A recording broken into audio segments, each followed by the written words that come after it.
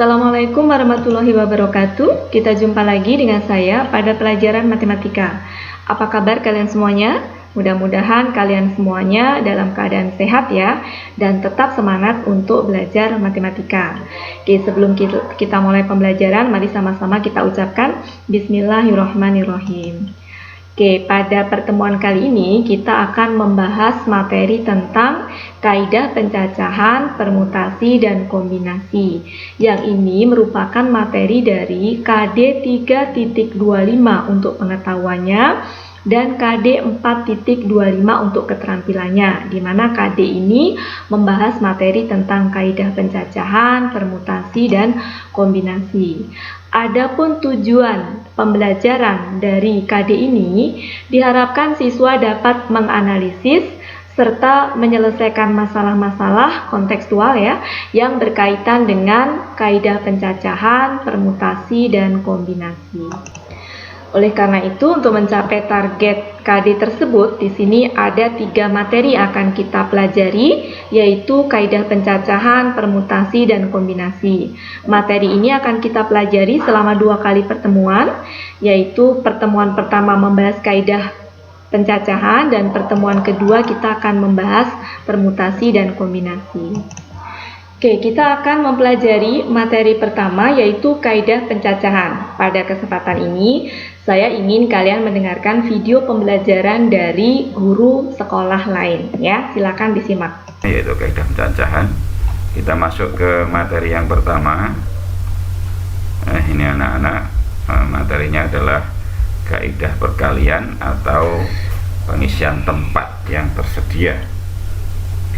Coba kita lihat. Ini jika terdapat n buah tempat yang tersedia dengan n1 adalah banyaknya cara untuk mengisi tempat yang pertama, kemudian n2 adalah banyak cara mengisi tempat kedua, tapi dengan syarat setelah tempat pertama terisi.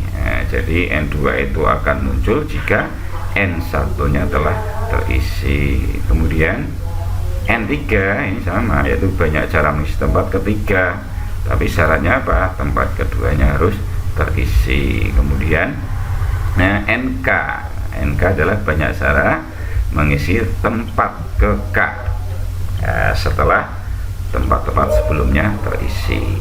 Coba ini kita ambil ini, maka banyak cara mengisi k tempat yang tersedia dapat dirumuskan.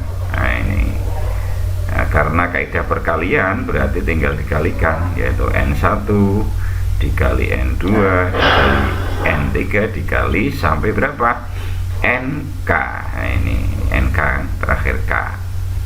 K itu maksudnya bilangan asli dari 1 sampai sesuai dengan permintaan soal. Coba kita lihat. Ini. Nah, aturan inilah yang disebut sebagai aturan pengisian tempat yang tersedia atau disebut dengan kaidah perkalian. Nah, coba kita lihat. Ini contoh ya. Ini contohnya. Seseorang akan bepergian, terdapat 4 jalan. Ini 4 jalan yang menghubungkan kota A dan kota B. Jadi dari kota A ke B itu ada 4 jalan. Kemudian 3 jalan menghubungkan apa? B ke C. Terakhir 5 jalan menghubungkan C ke D. Nah, perintah soalnya adalah apa? Tentukan banyak rute perjalanan seseorang dari kota A ke kota D. Nah, ini jadi yang diminta adalah dari A ke D yang tadi sudah dijelaskan di sini. A ke B ada 3 jalan, B ke C ada 5 jalan, dan C ke D itu ada 5 jalan ya. Saya ulangi lagi bahwa A ke B itu ada 4 jalan, kemudian B ke C ada 3 jalan, dan C ke D ada 5 jalan. Nah, pertanyaannya adalah apa? Banyak rute perjalanan seorang dari kota A ke kota D. Nah, ini coba kita lihat jawabannya. Nah, ini anak-anak langsung kita buat ini untuk mempermudah. Kotak-kotak ini adalah digunakan untuk mempermudah kita menyelesaikan soal tadi. Nah ini coba kenapa kita buat 3 kotak ini kan, kita misalnya di pojok sini ya, ini kotak A, terus pojok sini ini kotak B, pojok sini kotak C, pojok sini kotak D. Yang disuruh mencari apa?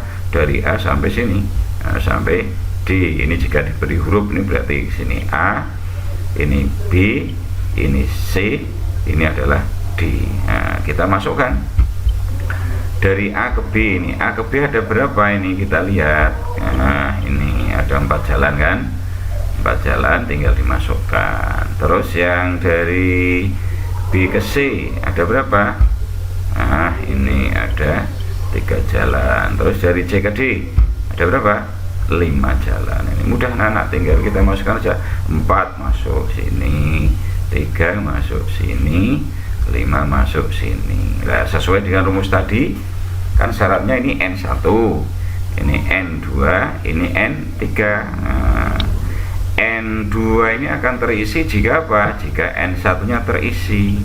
N3 terisi jika apa? Jika N1, N2 nya terisi. Nah, tinggal kamu kalikan aja. Nah ini kan 4 kali 3 kali 5, jadi 4 kali 3 kali 5, sehingga hasilnya adalah 60. Ini 12 kali 5 ya, hasilnya 60.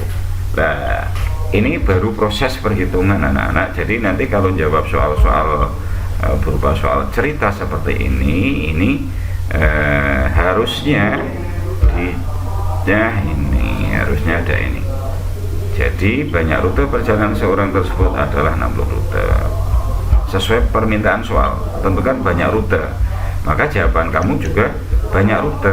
Jangan berhenti sampai ngitung toh. Ini kalau kamu jawab sampai sini, ini berarti kamu baru proses perhitungan. Dan proses perhitungan itu tidak perlu adanya satuan. Nah, ini misalnya ditulis 4 rute, 3 rute, 5 rute, itu nggak boleh. Yang ada satuannya adalah setelah menghitung hasil akhir, gitu anak-anak. Jelas ya? Oke, kalau sudah jelas kita lanjutkan. Coba kita lihat contoh kedua. Nah ini coba, ini contoh kedua ya ini. Nah contoh 2, oke. Contoh 2 kita lihat soalnya. Nah ini berbeda ya dengan tadi. Kalau ini tentukan banyaknya bilangan yang terdiri dari 4 angka yang dapat disusun dari angka-angka 2, 3, 4, 5, 6, 7, dan 8. Syaratnya apa?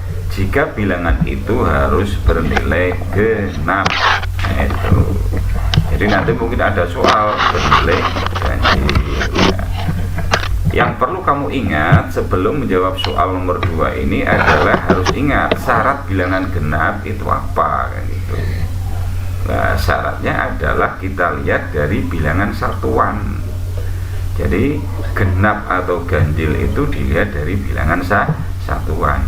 Nah, bilangan satuan itu posisinya adalah kalau ini ada 4 angka berarti di kotak yang terakhir atau bilangan yang terakhir. Ini kalau 4 angka berarti bilangannya apa ya? Ribuan ya. Nah, ribuan berarti kalau ribuan itu kotak pertama nanti menyatakan ribuan, kedua adalah ratusan, ketiga puluhan, dan keempat satuan. Seperti materi itu SD, ada materi itu. Nah coba kita lihat. Nah ini jawabannya. Nah, yang ditanya adalah bernilai genap. Tapi nanti kalau ada soal ganjil masalah sama. Nah ini kotaknya. Jadi ada 4 ya. Kalau tadi kan ada 3 urutannya.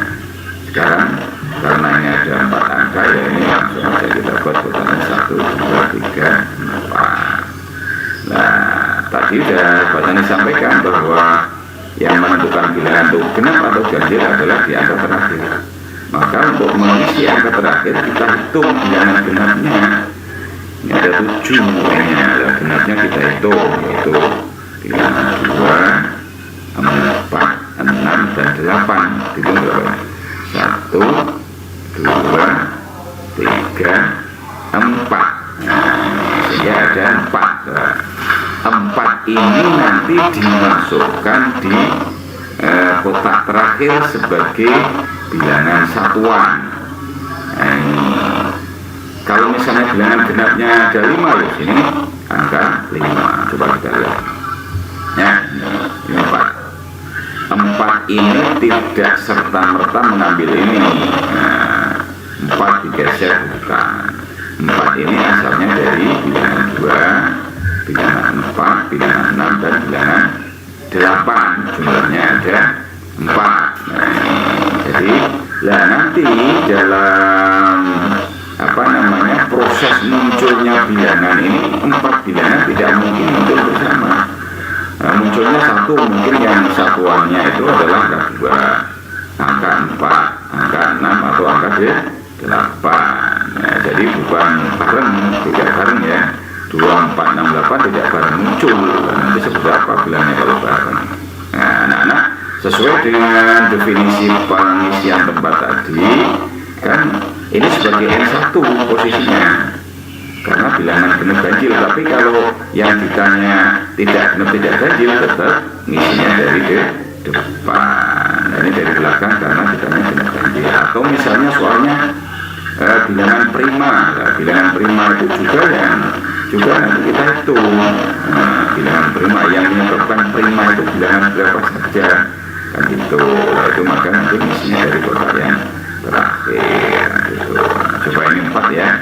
Nah, ini kotak sudah terisi, berarti tadi jumlah bilangannya itu ada berapa? Ini ada 7.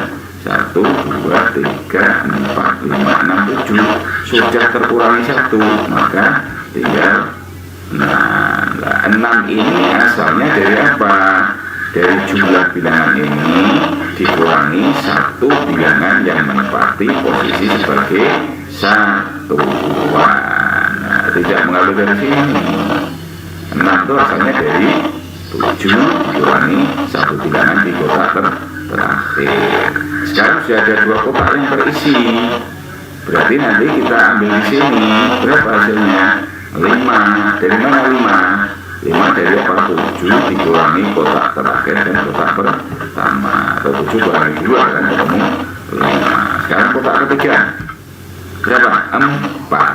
Dari mana 4? 4 asalnya dari apa? 7 dikurangi kotak terakhir, kurangi kotak pertama, kurangi kotak kedua, atau 7 kurangi 3 akan beroleh 4. Ya, kalau sudah ketemu seperti ini kan gampang, rumus tinggal dikalikan saja. Nah, ini sehingga banyaknya bilangan genap adalah 6 kali 5 kali 4 kali 4. Hasilnya berapa anak?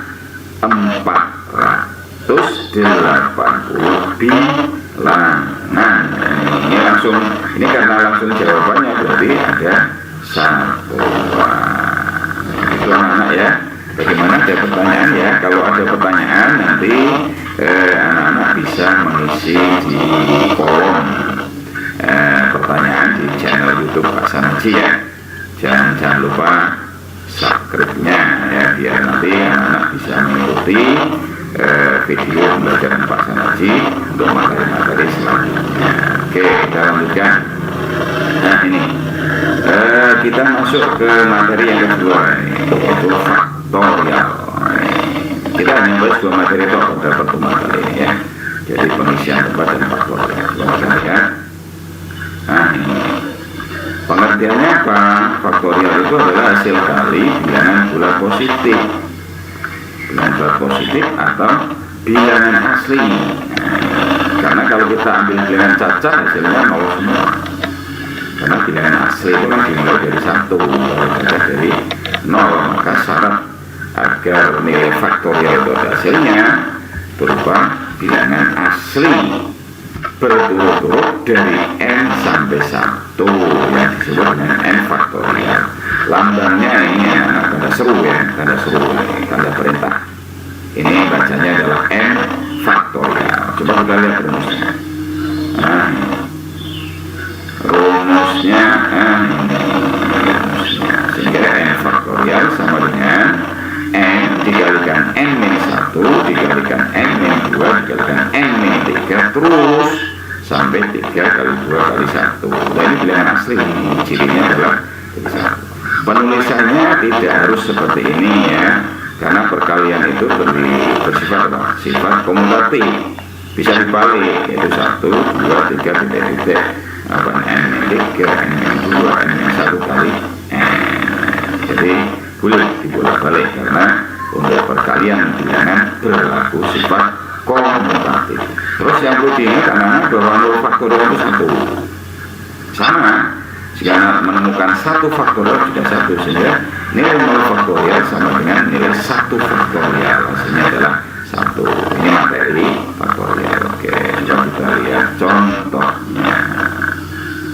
Nah, ini contohnya. Nah, ini kita lihat. Ini contohnya pertama ya. Nah, contohnya adalah ini 7 faktorial dibagi 3 faktorial. Nah, ini sesuai dengan definisi, tinggal kita jalankan aja. 7 turun jadi 6, jadi 5, jadi 4, jadi 3, jadi 2, jadi 1. Jadi turun satu-satu, n-1, n-2, n-3. Yang ini 3 faktorial berarti 3 kali 2 kali 1. Nah, ini kayak kita lihat ini kan bentuk pecahan. Bentuk pecahan ini jika ada nilai pemilihan penyebut sama, hasilnya kan 1 loh. Nah, sehingga kamu tinggal hitung 7 dikalikan 6 kali 5 kali 4. Nah, sehingga hasilnya adalah 840. Nah, ini cara pertama. Coba kita lihat cara kedua nih. Nah, ini cara yang paling mudah, nah, sehingga nggak perlu dijabarkan seperti ini. Kamu lihat penyebutnya saja. Penyebutnya kan 3 faktorial kan.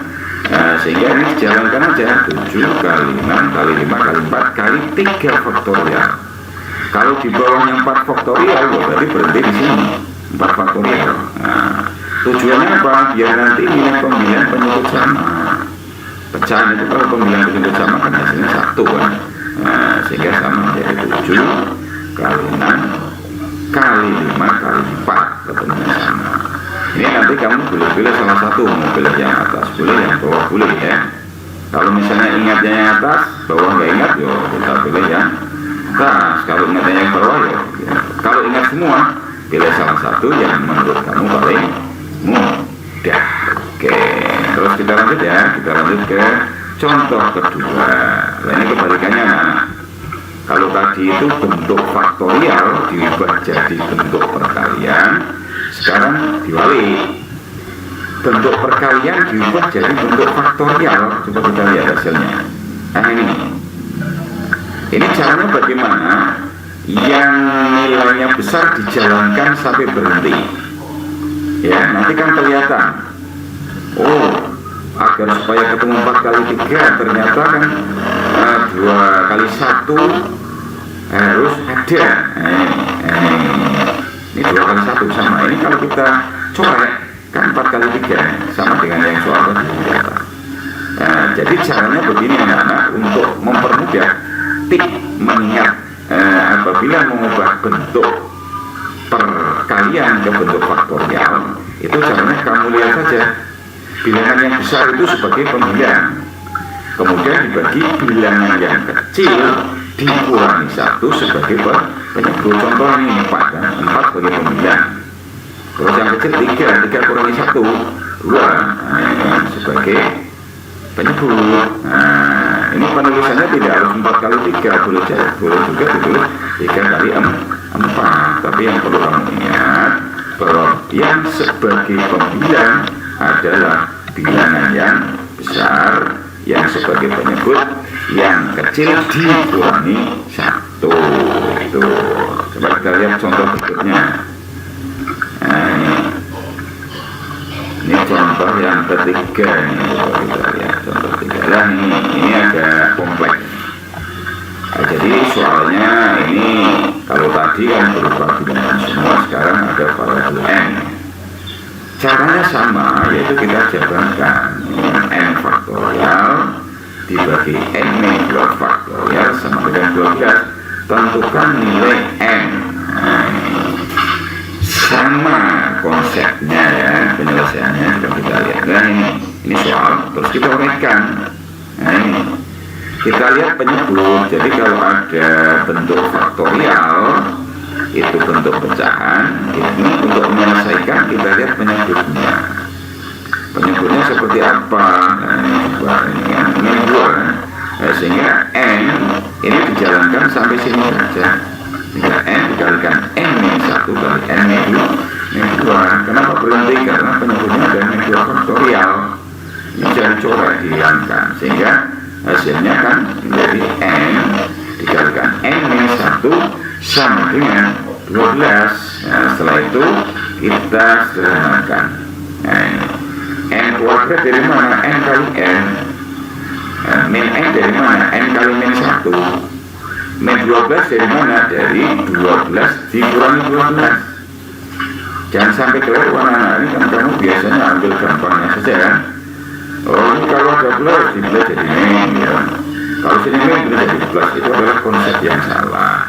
Yang betul adalah jika ada bentuk sedemikian ini, berarti masing-masing ruas kamu kurangi 12 agar 12-nya menjadi 0.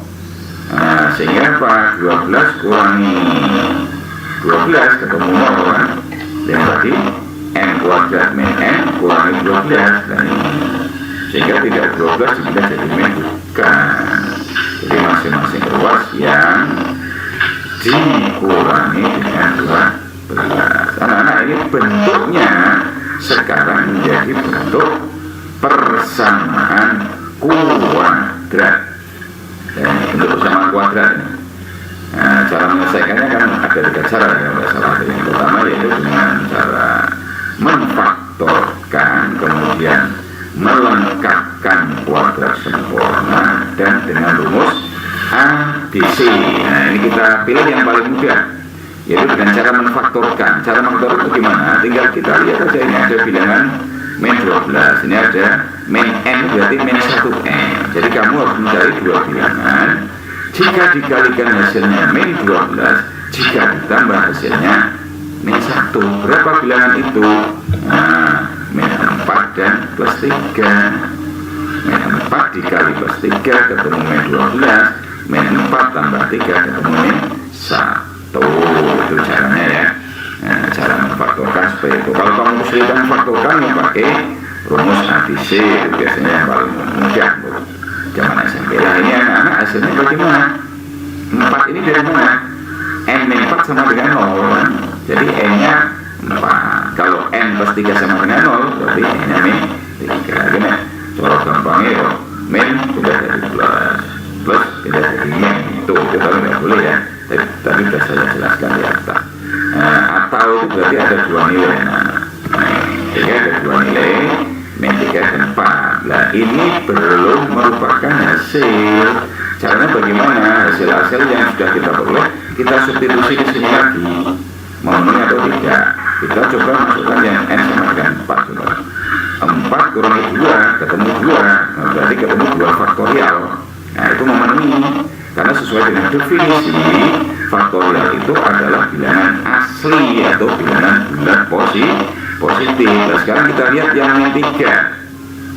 Min 3 kalau dimasukkan berapa min 3? Dimasukkan sini, jadi min 3 dikurangi 2, min 5. Nah, nggak ada faktorial negatif, maka hasilnya ini untuk n sama dengan min 3 tidak mungkin. Karena apa? Menyebabkan nilai faktorialnya negatif. Jadi jawabannya benar adalah n sama dengan 4. Itu anak-anak ya. Jadi ini jadi apa namanya, materi bahasa ngaji ada 2 tadi. Yang pertama adalah kaidah perkalian, yang kedua faktorial. Ini sudah saya lengkapi contoh-contohnya. Silakan nanti anak-anak bisa mengeksplor ya dengan apa namanya, buka internet untuk memperdalam materi yang Pak Sanarji sampaikan. Oke anak-anak, saya kira ini ya materi Pak Soal khususnya yang berkaitan dengan. Oke, tadi sudah kita dengarkan bersama-sama materi tentang kaidah pencacahan dari video pembelajaran guru sekolah lain ya yang ada di YouTube. Kalian untuk menambah pemahaman bisa cari sendiri ya video-video pembelajaran di YouTube, banyak sekali. Oke, bagaimana tadi pemaparannya, lebih mudah difahami atau bagaimana ya, nanti tolong dikasih masukan ya, kalian lebih suka dengan materi cara penyampaian tadi ataupun misalkan dari guru kalian. Nah, itu kita butuh masukan dari kalian. Oke, seperti itu materinya. Jangan lupa setiap selesai mendengarkan video pembelajaran, difahami materinya, kemudian nanti akan ada psikotes di ada post-test di GCR ya, seperti biasa ya, itu untuk ini kemampuan kalian ya. Kita ingin tahu pemahaman kalian seperti apa ya. Oke, seperti itu materi kita pada pertemuan kali ini ya. Alhamdulillah sudah selesai. Jangan lupa untuk tetap jaga kesehatan. Kita jumpa lagi pada pertemuan yang akan datang. Assalamualaikum warahmatullahi wabarakatuh.